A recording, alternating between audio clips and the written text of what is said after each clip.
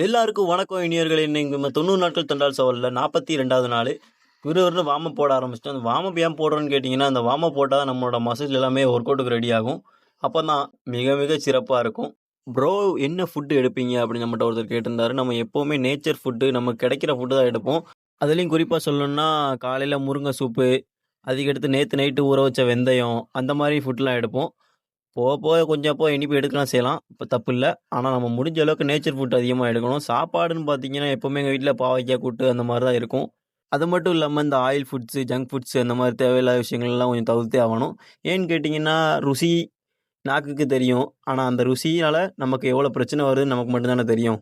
அதுலயும் இந்த junk foods நெறைய பேர் சாப்பிடுறவங்க, ஃபாஸ்ட் ஃபுட் நெறைய சாப்பிடுறவங்கலாம் பார்த்தீங்கன்னா, அந்த டேஸ்ட்டுக்கு அடிமையாகி தான் போய் சாப்பிடுவாங்க. அதனால எந்த விஷயத்துக்கும் நம்ம அடிமையாகக்கூடாது. டேஸ்ட்டா இருந்தாலும் சரி, எதா இருந்தாலுமே சரி. ஆனா அந்த டேஸ்ட்டு நம்ம உடம்புக்கு நல்லதுன்னா அத எடுத்துக்கலாம்.